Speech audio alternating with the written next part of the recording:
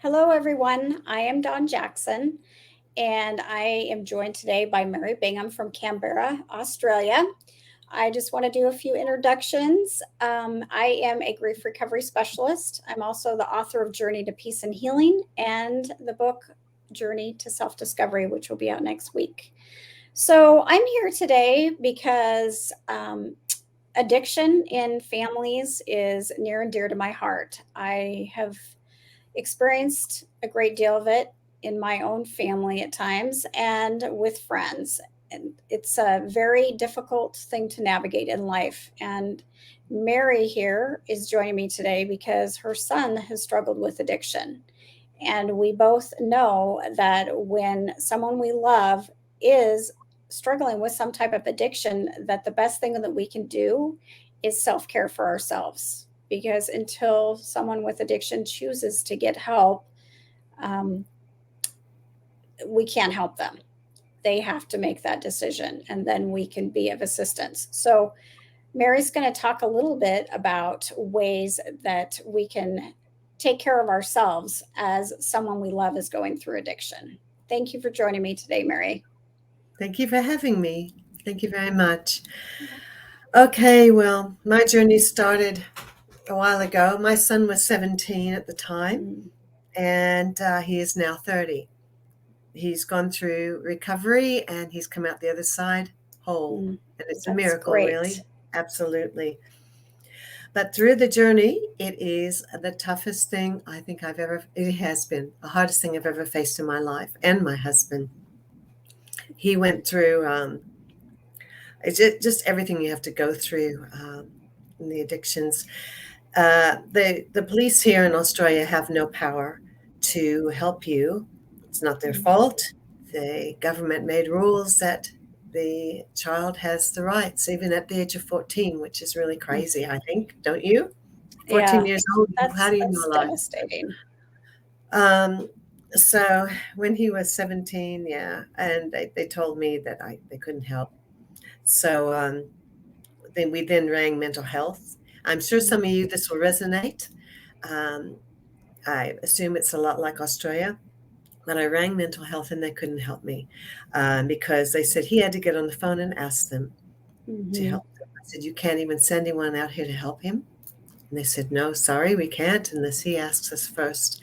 And like that was going to happen. I mean, Right, we all know that when they're in that position, they can't help themselves. right. Um, so anyhow, I resorted to keeping myself in good Mm, self-care.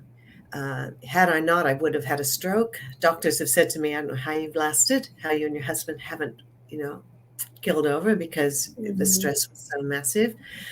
But luckily, I've always been into meditations and things. I love meditating, and to me, that really connects me. So my advice to everyone is, even if you're not into meditation, going for a walk can be a meditation, whether you know it or not. Just getting out in the environment. It's crucial that you look after yourself. It's like putting the oxygen mask on when you're going to crash. The plane's going to crash and you want to help other Yeah. people. Well, you've got to put the oxygen mask on first to help the others. And it's no different to helping someone with an addiction. Um, if you don't have the tools or make some tools work for you, then yeah, it's going to be really tough. So the tools that I had was I when it first happened, I went to Alanan group. I can't say it properly because I know you say it differently. Al-Anon. Alanon, Al-Anon. thank you. Yeah. Mhm. And that was the first thing a person suggested to me. In fact, it's funny because the synchronicity was quite amazing. I went to a Hay House not writers workshop, a Hay House event in the Mhm. city in Sydney, and it had Louise Hay there, and she was partnered with Cheryl Richardson, Mhm. who wrote a book called Extreme Self Care, and that was the first person I heard speaking about the self care, and I thought, man, this is for me. I needed to be here. And she talks about Mhm. how important it is to look after yourself, whether it be, like I say, going for a walk, having your tools of things you like to do. Make sure you don't put yourself on the back burner. Put yourself on the forefront. You need to be out there. Uh, amongst groups, people that uplift you. Um, so, like I said, our Landon group was good. And there were other groups I went to as well. I even went to the Salvation Army Mm, grief counselor. And through my work, I had counseling. I sourced out everything I could that wasn't going to cost a lot of money because these right. things can be very costly. So you need to do some research and find what there is out there. Um, Even just someone listening to you that's not a family member makes a huge Mhm. difference. Yeah, that's So very true. yeah, yes. So I found that easier to talk to someone than a family member. Um, family is crucial. Loving them through it. Mm. If they have siblings and that, it's really not a time to shut them out. Really, Cameron has told me time and time again, and I shouldn't have said his name, but I did. That's okay. My son had, um, where was I now? Can you just prompt me again where I was? I get a bit flighty on You were this. saying he told you, I think you were going to talk about something that he had told you Oh, after yes, about he not got giving through. up on him. Yes, about never Yes. giving up on him. He said that's why he was still alive, why he wanted to keep trying and persevering through the rehab because he knew that there was something for him on the other side. And that's true because if he said there was many people in there that had no family left. Yeah. Uh, some went to jail and come there trying to get clean. Mm. He said he realized how lucky he was because he has a couple of brothers. We have, even my relatives overseas supported him, and That's wonderful. was wonderful. Yeah, I had to open up to all of them too. I was silent for many years. Like I said, this went for 10 years. Mm. I went home to the States to visit, and our son wasn't with us at the time. Ross and I came here, and his brothers were around looking after him. But I finally opened up and told each of my family members I've got four sisters and a brother, and I told them all what happened individually, and they just cried. They could not believe what I had been through. So it's important that you open up and swallow your pride Mhm. and tell people what you're going through. Talk about it. Yeah, that That was support is really medicine. important. That was a medicine like you wouldn't believe that really helped me. So, and also physical stuff like going to the gym really helps get those Mhm. endorphins going and things like that. And I know you think, well, God, you're in the middle of all this. How can you even think about doing that? Well, you have to. You have to survive. Mhm. Life goes on, and you have to show the person suffering the addiction that you're putting up with this. Like he couldn't believe how I was continuing on without keeling over. He said he Mhm. noticed it. He noticed how I would never give up and how I was always there for him. And Was that so, hard at times to put yourself first and to do those self-care oh yes, yeah, activities? it was. But then I knew I had to. It's just something I knew, like self-preservation. I had to. Mm. Um, and I even left. What I did too, which was really interesting, is he liked to read, and he, believe it or not, was a very spiritual sort of person, and he liked a lot of the stuff that I liked, like Wayne Mhm. Dyer, Eckhart Tolle, all those people. Like he really was interested in those things. So I left self-help books out laying around the house because I knew he, out of curiosity, would have picked them up and read them, and so he did Mm. uh, on a number of occasions. And then he started journaling. So it was interesting. It was like an addict's journal. And when they recovered, they journal. So he was used to Mhm. doing that. But when he was under addiction, the things he would write gave me an understanding of what was going on inside, Right. his anxieties and things like that. So he often would share this with me, or I'd find them lying around. And a lot of them were quite disturbing, but it gave me an insight on what was happening. Yeah, that So must have been hard as a mom to read that. ah, yes, Very definitely, difficult. definitely. Believe me, there are many times, and journaling helps. You yourself just journal, write things down, get it out of your head onto paper. Also, gratitudes. Be grateful for what you have. It's one thing I've learned too, and it just gets you through it. It gets you through everything. The gratitudes, but writing down, that's how I started my journey Mhm. uh, with writing. And when I decided to write the book, I actually felt quite ill after writing the first pieces of it because I was getting things out. And Mhm. it just made me realize how much I was holding inside. So it's Yeah, been, writing is a very healing journey, definitely. yeah, as I've discovered, I've never written before this. So it's been it's a journey in itself. It really has. I suggest anyone to write, uh, to journal in that. And I mean, everyone's got a book inside of them too. I think it's important that you turn it into a powerful thing to help other people, which is my intention in writing my book. I can't Mhm. wait to get it out there. It's called A Journey Shared, and that's very appropriate, I think, because it's a journey shared with everyone, even in my family, my son's journey, my journey, um, and so what I put in on the cover as well is a mother's path to her son's recovery from addiction. Because, Mm. a journey shared could mean anything. So uh, Right. that's one thing that I wanted to make sure that people understood. It wasn't my addiction, and it was it's my son. Mhm. So anyway, and I made some notes too as well, so I'm going to cheat and look because it helps me to keep on track. When you Okay. have these emotional journeys, it's really hard sometimes to talk about it even now and stay on Mhm. track because it brings up lots of emotion and it makes me aware of what I still have to let go of. So it's therapy. Yeah, I'm sure that you have a lot of grief that you have suffered from this whole situation with your son. Mm, And I know he has his own as well, but that's something that, stays within us until we are able to process it.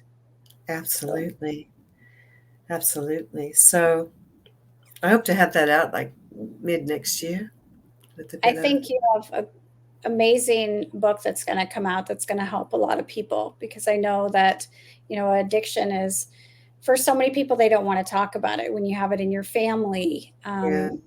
Oftentimes, like you said, it took a while till you could tell the rest of your family about it because you just didn't want to share that. Yeah, And so to pass on your story with other people and to give them tips on how to navigate it is going to be yeah. really beneficial to so many.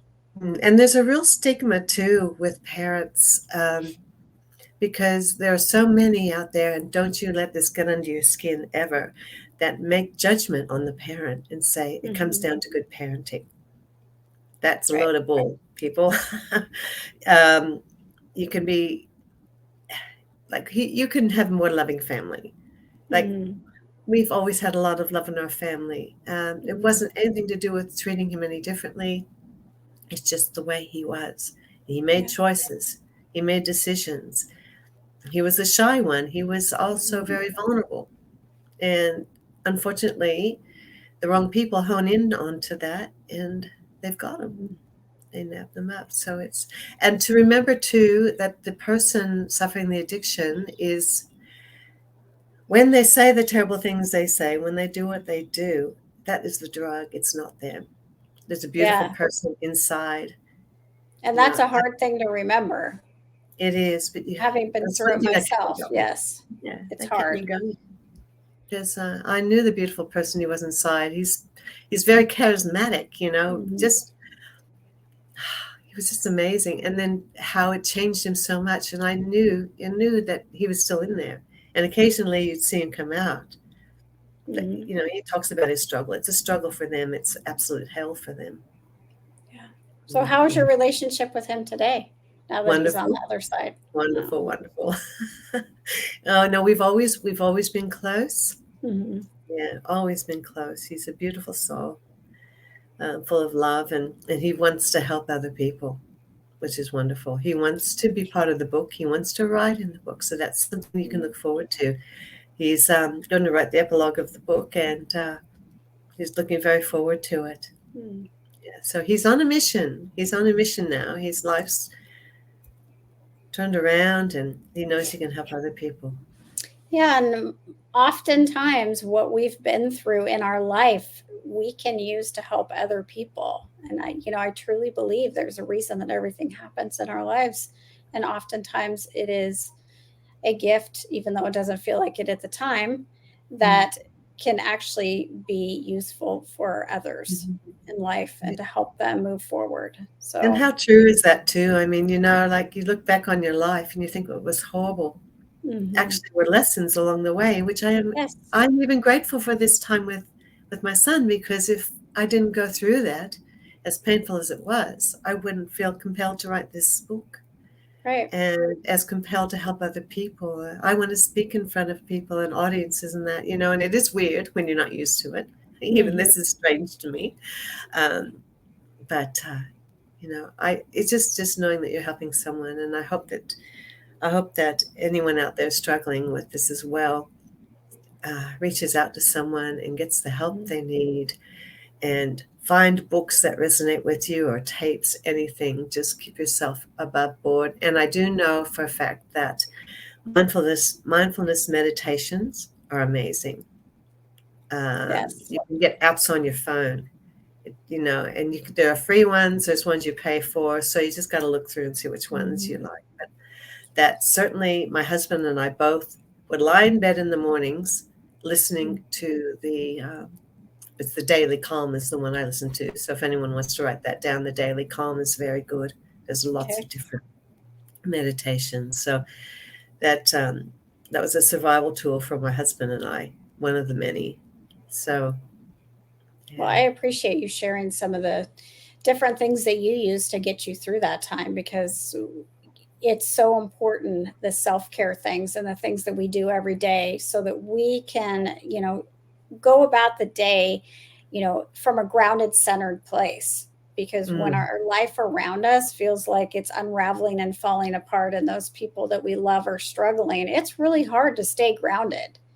So absolutely. the best thing we can do is try and start out our day that way, and Yeah, just do our best to remember to breathe and to spend time out in exactly. nature and meditate like you said.